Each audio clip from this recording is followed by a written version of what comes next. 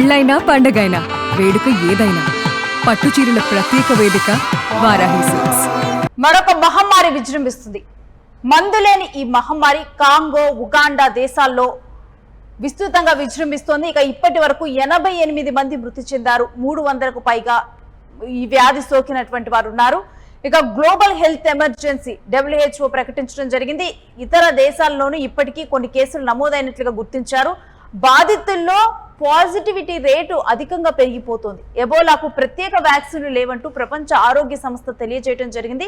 ఇక ఈ వైరస్ ను వెంటనే అరికట్టడం అసాధ్యమంటూ WHO చెప్పింది. జాతీయ అత్యవసర యంత్రాంగాలు అప్రమత్తం కావాలంటూ పిలుపునివ్వడం జరిగింది. వైరస్ వ్యాప్తి చెందకుండా సరిహద్దుల వెంబడి స్క్రీనింగ్ చేపట్టాలంటూ WHO ఆదేశాలు ఇచ్చింది. లక్షణాలు ఉన్నవారు వెంటనే ఇతర దేశాలకు వెళ్లొద్దంటూ సూచన ఇవ్వడం జరిగింది. ఇక ఈ విషయాల్లో కూడా ఇక ఎయిర్పోర్ట్ల వద్ద కూడా అలర్ట్ గా ఉండాల్సిన సిచ్యువేషన్ మనం చూస్తూ ఉన్నాం. ఇక కరోనా వైరస్ కూడా ఇదే విధంగా స్టార్ట్ అయింది. ఆ తర్వాత అక్కడి నుంచి ట్రావెల్ చేసేటువంటి వారు ఆ వైరస్ ను మోసుకొని రావటం జరిగింది. ఆ విధంగా కూడా దేశాలకు కరోనా లాక్డౌన్ విధించినటువంటి పరిస్థితులను చూసాము.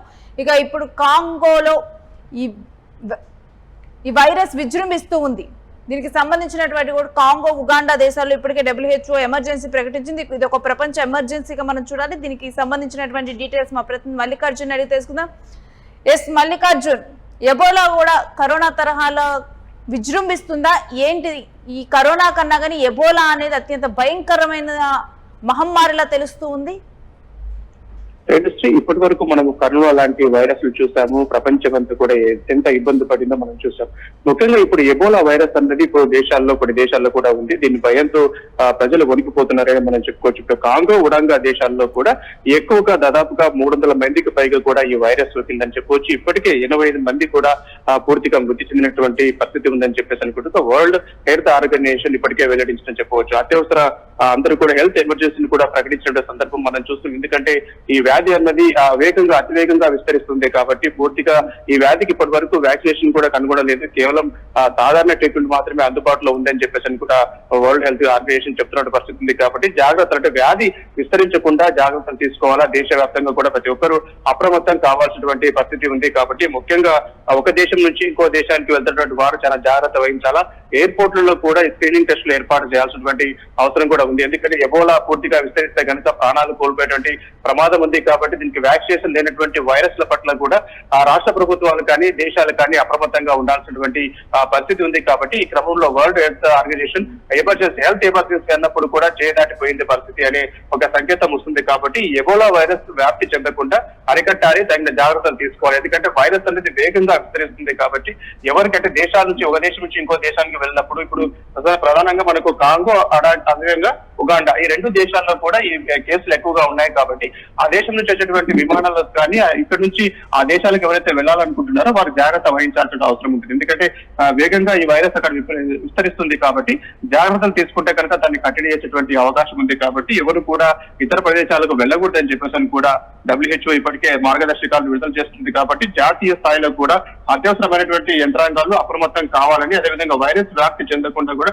సరిహద్దు వెంబడి కూడా స్క్రీనింగ్ టెస్టులు కూడా చేయాలని కూడా WHO సూచనలు చేస్తా ఉంది. కాబట్టి ఇప్పటికైనా దేశంలో ఉన్నటువంటి ఇప్పుడు ప్రపంచంలో ఉన్నటువంటి దేశాలు మాత్రం చాలా అప్రమత్తంగా ఉండాల్సినటువంటి అవసరం ఉందని చెప్పేసి కూడా ప్రపంచ ఆరోగ్య సంస్థ అత్యవసరమైనటువంటి సమావేశాన్ని కూడా ఏర్పాటు చేసి ఈ ఎబోలా లక్షణాలు ఏ విధంగా ఉంటాయని చెప్పడం జరిగింది.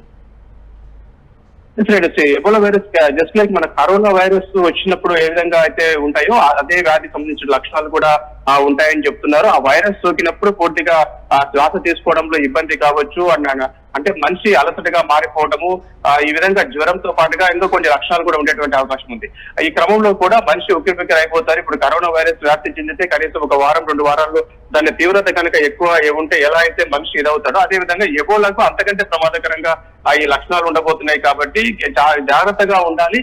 ముఖ్యంగా ఏదైతే ఇప్పుడు ఎబోలా వచ్చినటువంటి వ్యక్తి అతి సమీపంలో ఇంకొక వ్యక్తికి సమీపంలో ఉండటము, ఆయన గాలి ద్వారానే ఆ వ్యక్తి తుమ్మినప్పుడు లేదా తగ్గినప్పుడు ఇలాంటి వైరస్ ఎక్కువగా వ్యాప్తి చెందుతుంది. కాబట్టి ఆ సందర్భంలో అంటే డిస్టెన్స్ ఎక్కువ 5 మీటర్ల డిస్టెన్స్ లోపుగానే అట్లా ఉంటే ఖచ్చితంగా ఎదుటి వ్యక్తికి దానికి సోకేటువంటి అవకాశం ఉంది. కాబట్టి దగ్గరగా కరోనాకి ఉన్నటువంటి సిమ్టమ్స్ ఎబోలా కూడా ఉన్నాయని చెప్పవచ్చు. ఈ క్రమంలో కూడా ఈ వ్యాధి ఇట్లా వ్యాపిస్తూ ఉంది. కాబట్టి వైరస్ వ్యాపిస్తూ ఉంటుంది. కాబట్టి తగిన జాగ్రత్తలు తీసుకోవాలా.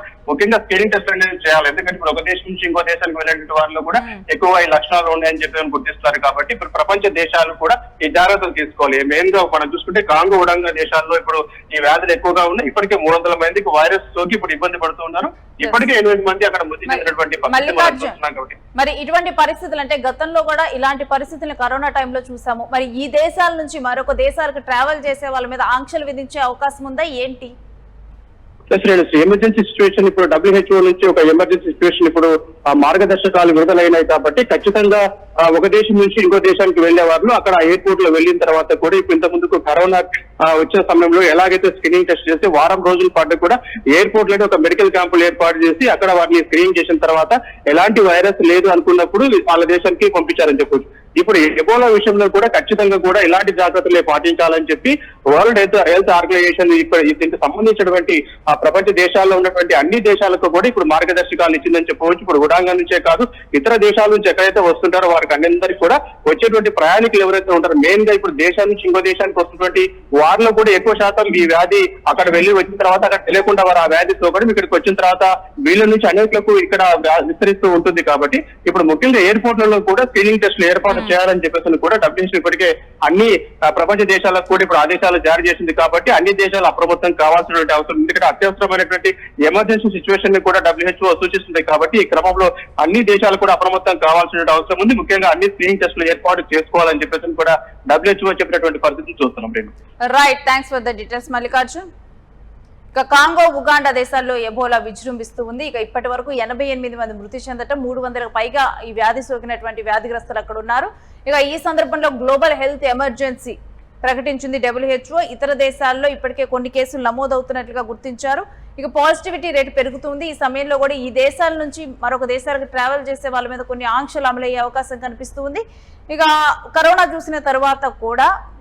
చూసిన తర్వాత చాలా దేశాలు కూడా ఒకవేళ కనుక ఎక్కడైనా ఏ దేశంలోనైనా ఏదైనా వైరస్ కనుక వ్యాప్తి చెందుతుంది అంటే ఆ దేశాల నుంచి ప్రయాణాలను వాళ్ళ దేశాలకు రెస్ట్రిక్ట్ చేస్తూ ఉన్న ఇలా ఇండిపెండెంట్ గా కూడా డెసిషన్లు తీసుకుంటూ ఉన్న క్రమంలో ఇక ఉగండా కాంగోలో ఇప్పుడు విజృంభిస్తూ ఉంది ఎబోలా. మరి ఈ నేపథ్యంలో ప్రపంచంలో ఒక ఎమర్జెన్సీ కొనసాగుతోంది.